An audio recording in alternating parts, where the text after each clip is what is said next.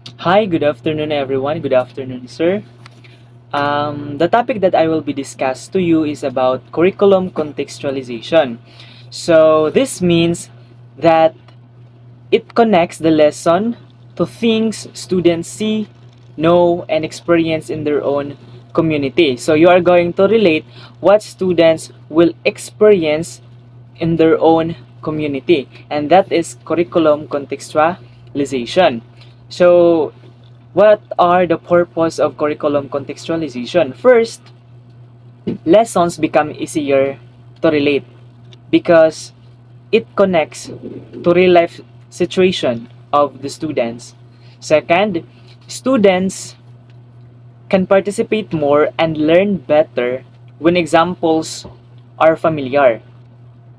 And what are the core principle of curriculum contextualization?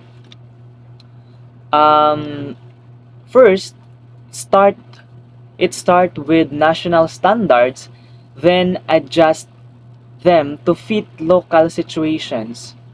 Second, it links a lesson to actual issues, culture, and experiences in the community. And what is the importance of curriculum contextualization? We have first, students come from different backgrounds. It helps everyone, it helps them to understand better. Even though you are in different backgrounds, the learners are in different backgrounds, they can learn better when we are going to contextualize the lesson. Second, no student feels left out because examples will match the real life. Means that they can relate about the topic because it connects to the real life situation. And also, students will learn to think critically. They can solve problems and be creative using real life situations because it is easy for them to relate about the lesson because it connects to their own uh, real life situation. It connects to their community of what they say, what they know. And also, in curriculum contextualization, lessons become fair and understandable for all types of learners, and it creates an inclusive education for the learners because everyone can learn better when we contextualize the lesson. Good afternoon, everyone. Today I will discuss about the levels of contextualization. So number one is the national level. At this level, the Department of Education sets the curriculum for all schools in the Philippines. This standard makes sure that students nationwide learn the same essential skills and competencies. So here, teacher must follow these competencies, but they may choose how to teach them. For example, all grade 4 students in the Philippines must study police values in mathematics. Now, let's proceed to the number 2, the regional and division level. So, regional or division offices adjust lesson based on local culture, language, and environmental factors. Students understand better when lesson use their mother tongue or familiar situations. So this ensures education respects local identities. For example, in Visayas, students use Cebuano or MTB-MLE text, while in Ilocos, they use Ilocano materials for their lesson. Now, let's proceed to the number 3, the school level. So, when we say school level, school choose teaching practices and projects that fit their community. Through school-based management, each school uses examples and programs suited to their area. Since schools have different environments, they use different real-life contexts.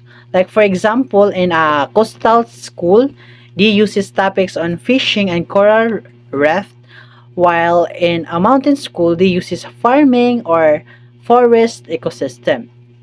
Now, in the last level, the classroom level, teacher connect lesson directly to student daily experiences. They use real object like familiar activities and events from student lives.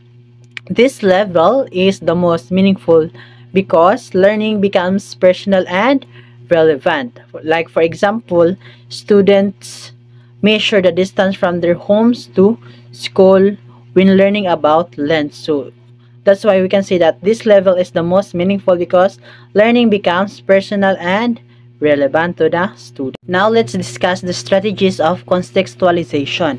The first one is localization. Lessons use familiar people, places, or products or events from the local community.